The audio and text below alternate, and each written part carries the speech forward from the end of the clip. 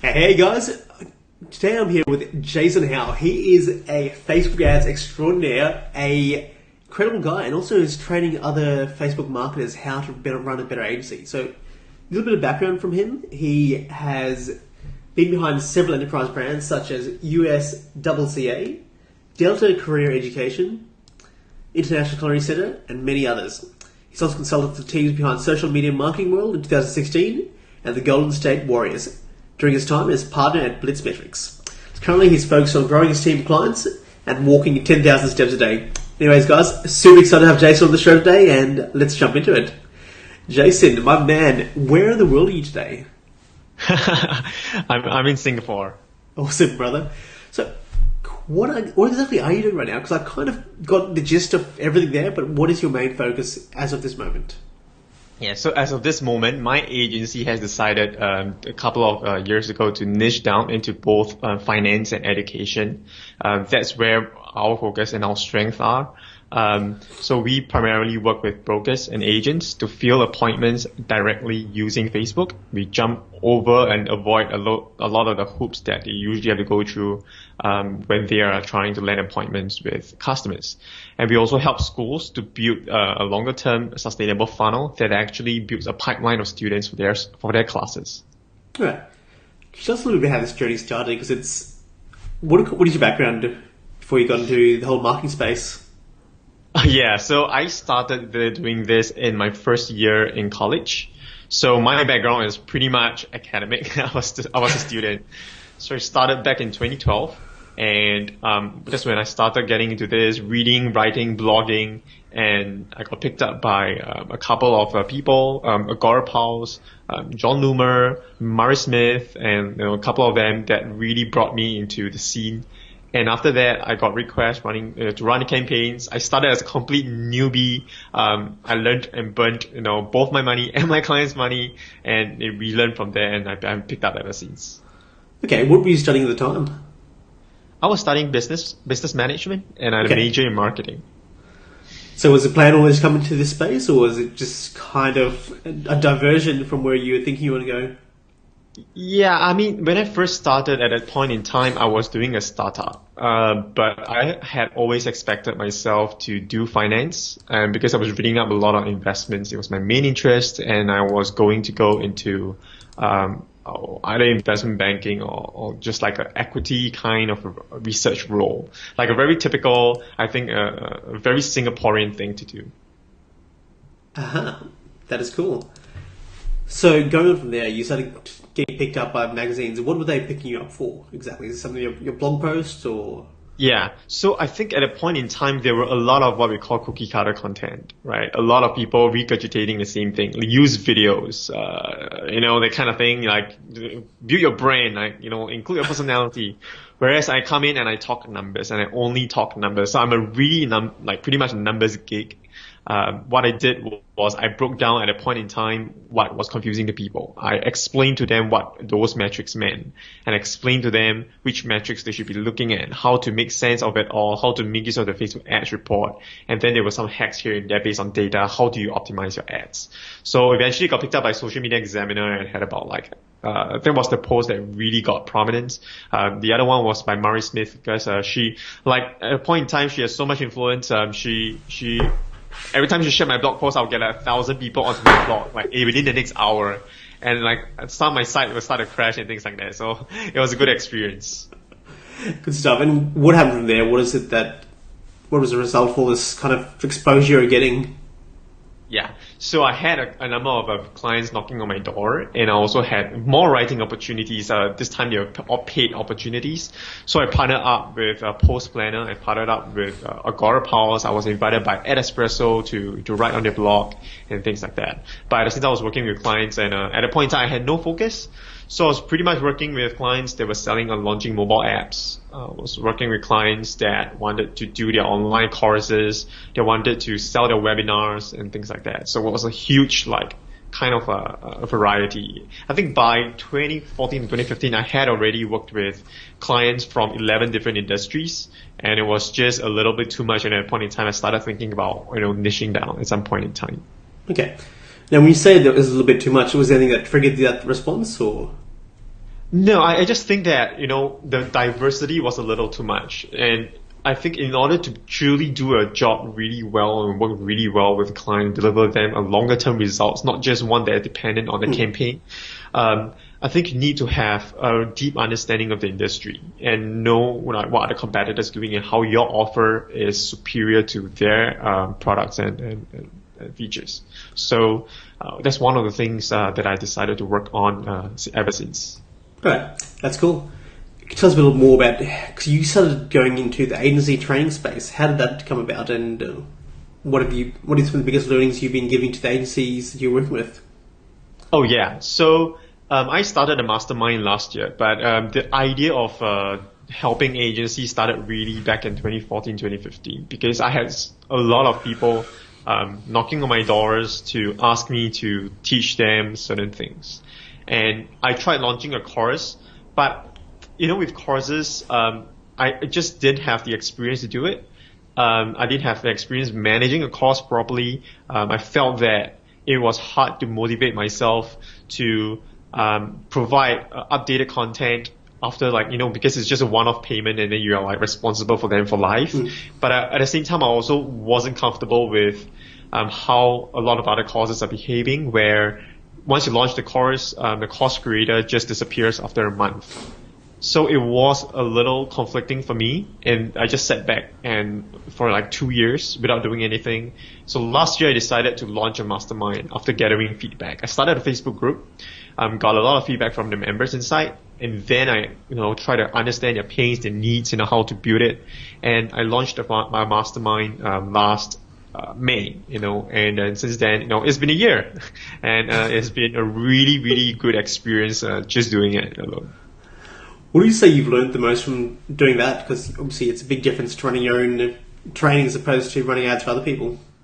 Yeah, so it's a bit like building your own business, because now you're responsible for everything. And I learned a lot about how you can market and test market your products and services organically before bringing it into the ad space. Now, I'll be honest with you. We are 1 year in, and I have not even run a single ad for the mastermind. Okay, everything is done organically. Customers and clients are coming in via my emails, and via referrals. And I have one of my members who actually referred close to 10 others into the team, and every single one of us, or rather 9 out of 10 of his referrals, have stayed with us. Yeah. And through that experience, I really learned who are my ideal customers. I used to think that I want to reach target Facebook marketers that are not having success with their campaigns after a long time. So they really need a system that works and to just follow that system. Then I realized that my best clients, my best members, are those who are able to close clients on their own. They're able to make sales, but they do not have a track record at all. They just need to learn how to do fulfillment properly and then start building the agency from there. So that's my main focus and how we have shifted, and we are preparing our first campaign to be launched next month based on that. Exciting stuff. So you already had that amazing organic growth in the beginning, just to test the waters, understand who your market is, probably really building that irresistible offer. Yeah. My team spends a lot of time on fulfillment. Even for the group, we spend a lot of time in the Facebook group, in the forum, making sure that everyone's questions are answered. We also host weekly Facebook Lives and bring international guests. I think you are aware as well, because I asked you for a couple of referrals. And we bring them into an interview in order to bring the value and build up a library of trainings across different industries. Because I'm a practitioner, but I don't cover everything. Even though I've done e-commerce, for example, I'm not going to be as good as someone who is doing it in and out every day, and they will be able to teach and learn a lot more from those people. Now, you mentioned that you've got clients who are coming into the course and they're really good at selling, they've got relationships or whatever it is, that the gift, the gap, whatever you want to call it. Where do most people fall down in the delivery? So most people fall down in delivery, I think really via a lack of understanding of the client's business. So they start with the idea that they could just click on a few buttons, write a simple copy, and expect signups and conversions. So what I do in my mastermind is I start off by with what I call a foundation training. So trainings 1 to 4 focus on customer research, and it's a research process that forces them to simplify and dig deep into the customer's real pains, like the client's customers' real pains, the target market's real pains, and be able to formulate a plan from there. So it's a really, really strict framework. I have people coming in who tell me that, when the first time they work through, they are always very impressed with it, because I give a lot of examples as well during the session. But ultimately, what happens is when they try it, they realize that all this while, they have a very bloated way of looking at customer research. So they might have so much information that they get overwhelmed. And I always tell them that the beauty of the framework is that it cuts away all the fats, so that you're only looking at the proteins. Okay. And that's what's important. And I have also some people who came in and say that, they like maybe they underdo it, right? They said that this completely changed my process, and now they implement the same process for all of their clients. Now this happens for clients in Australia, in Peru, in United States, in Europe. Like it doesn't matter where you are, the same framework. It applies. Yeah. So after that, the second part that fails is a lot of times they come in with questions and they say, I'm lost. I launched this campaign. I don't know what to do. So trainings 5 to 10 teaches them to learn to read the data and be able to handle any scenario that comes up. So every time I have a member that asks me a question like, I don't know what to do, I'm lost, all I do now is I ask them, have you watched trainings 5 to 10? And then, over time now, all of my members will jump in and say, you know what, you need to watch trainings 5 to 10 because that will answer all of the questions. So I have some members who come in because this is not like a course. Like they will come in and they might just start asking questions. They might not even check out the forum because forum is so 1990. But, once they check it out, they're like, oh crap, right? Like that just changes everything. Needle drops. Yeah, needle drops. That's cool. So, you're very process driven from what I'm hearing. That's everything I've talked about you, numbers. Where does that come from? You've mentioned a bit of your culture, but is that culture or your family or? Good point. I think it's from the education system here. Singapore is one of the top when it comes to math. I think science as well in the world. We are known to have a very rigid system. Even our laws are very rigid, very strict. It's not an entirely good thing from a creative standpoint. It's not a very good thing from an innovation standpoint. But I think in terms of getting work done and being highly productive, I think it helps a lot. Even in an agency, I think one of the things that has really benefited is also just being able to work with online tools, set out structures, set out workflows, and be able to just deliver. It's interesting you put it that way. It makes it a struggle from a creative point of view. How have you found that it has impacted you? Sorry, I didn't catch that. You're talking about the creative struggle. So you're talking about the background makes it harder to be creative. Has it impacted you at all, or how has that made running campaigns harder? Yeah, so in terms of creativity and in terms of like innovation, what we do is I personally make sure that I'm always in the know with like the people who are doing the good stuff. So like people like for example, I always reach out to Jeff, who does all of the videos. Jeff Minichbach, for those of you who want to reach out to him. And then I also speak to people like Chris Calvert because he's doing like cupboard bomb videos for local businesses. So I'm always like trying to make sure that I'm in the environment. I think the environment is what's important when it comes to creativity. You're bouncing ideas off with other people. But at the same time, one of the things that I've learned about creativity after studying direct response is that creativity actually comes from research. So I often read, and I find that if there isn't something that you don't write copy, you send copy. Yeah, I just keep reading. I just if I don't find something that stands out to me immediately, I just keep reading. So for example, I had one of my mentees yesterday preparing a campaign for a dentist, right? And so he's the dentist industry is very saturated on Facebook. So one of the challenges that they have then is how do you make an offer stand out, right? So they often talk about things like free consultation and all that.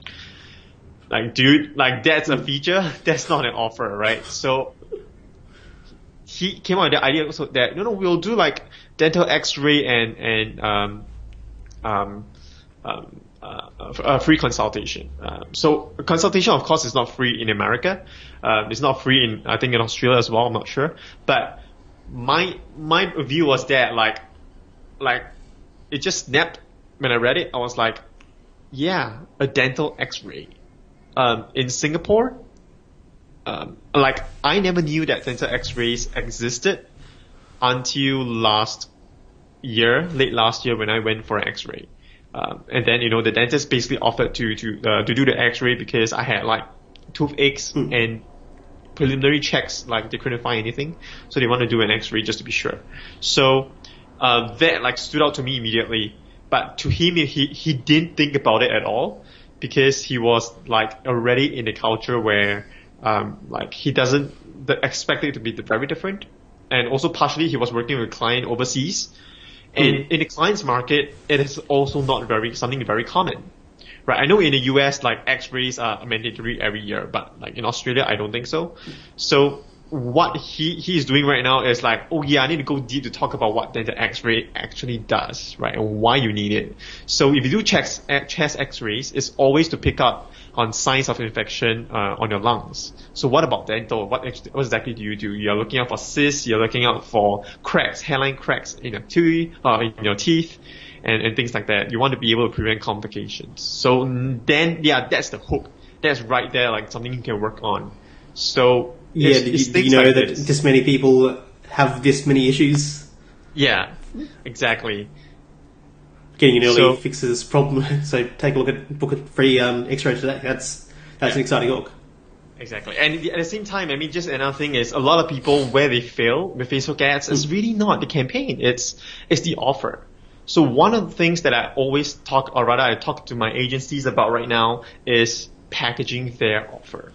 So if you are selling Facebook ad service management, you are competing with 1 million other agencies and freelancers. But if you package it for a specific niche, like you can work with 10 different niche and have one package for each niche. But if you can specify what you do for that particular niche, like your competition is probably just 5 to 10 people. And for most of the people that you talk to, they're not going to know your competitors at all because they all have generic messaging like we do Facebook ad campaigns, we do social media marketing, we do everything, right? Yeah. So that's the key difference. Love it. Love it a lot. All right, so what else do you know about you, Jason? What is the most impressive thing you've done this year in your mind? Impressive thing I've done this year? That's a really good question. I haven't really thought about it this year, but if anything, I think it was for my mastermind, for example, I basically just took a step back. There were things that didn't work in the beginning. I had a very honest conversation with all of my members. I tore down like most of the stuff and like rebuilt it, and we made big changes, and we have some more changes they're rolling out, which is why last month we had a 98% retention rate. We are working on it. Like I'm not even recruiting or like just finding people anymore. I'm just focusing on like making sure that my members are succeeding and getting the most out of everything before I actually move on to anything else. So that's really one of the things I think, one of the wins that I had this year. That's awesome. That is really good. But talk us through your testing process. How do you set up campaigns? How do you test them? How do you make sure the clients are happy after it? I know a lot of people, even if they're having great results, they'll struggle to maintain their clients. Yeah. So, I mean, testing always starts with knowing what you're testing for. So I'm not sure, like if you remember, but I have a collaboration with Agorapulse that is one of the top social media management tools, and we have something called the Social Media Lab. So in the Social Media Lab, we actually test products, or rather we actually run tests on Facebook ad campaigns. We spend our own money, $1,000 to $2,000 for every test. and we then share like the results of those tests. We always start with a hypothesis.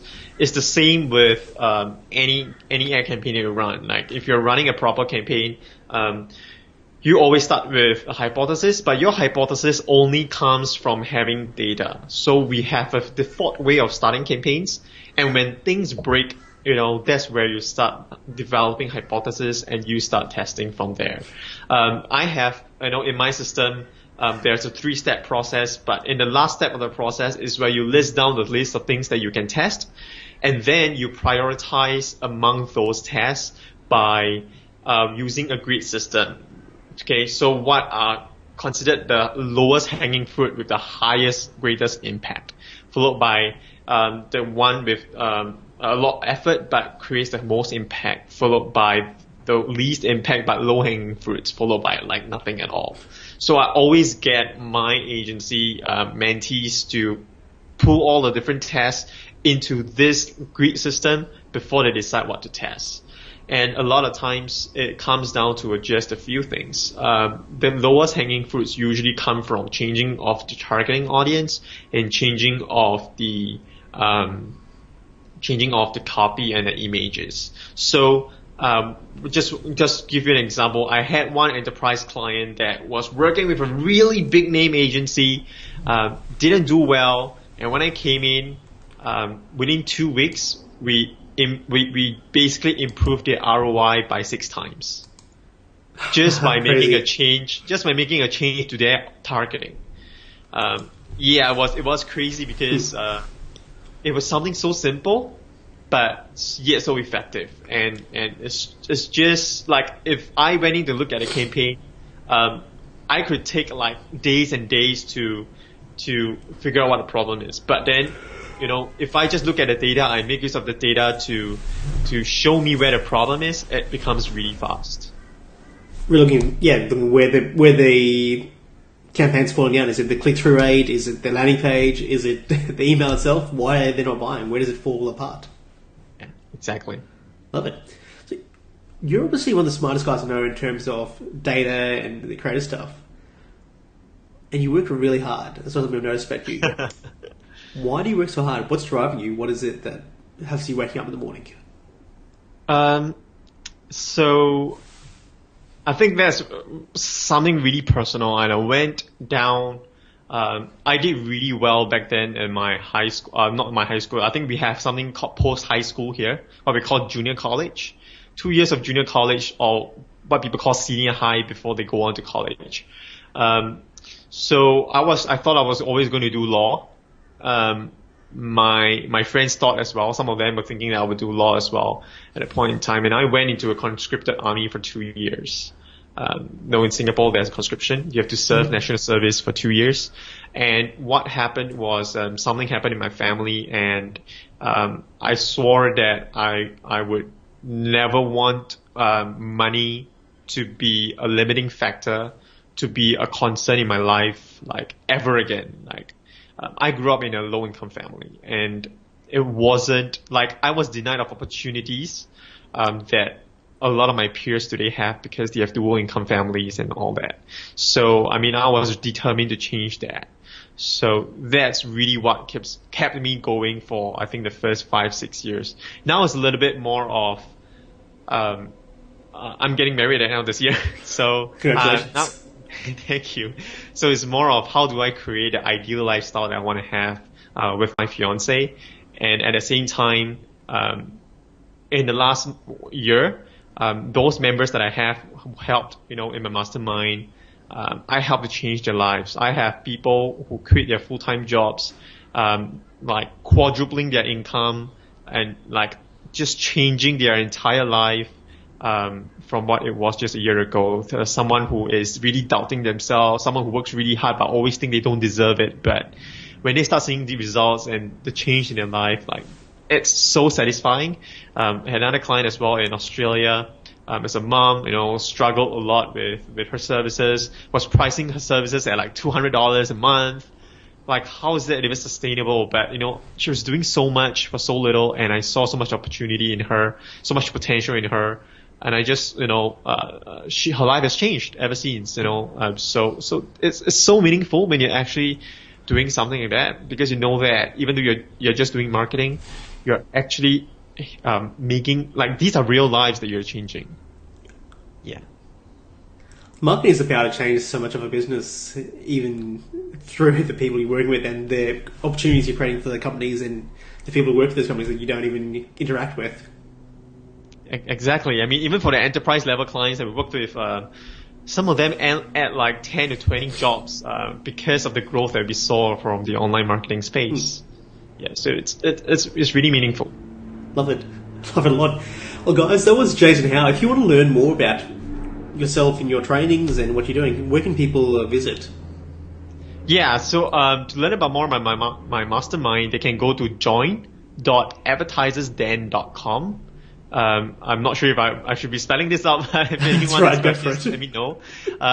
It's JOIN.advertisers, then followed by DEN.com.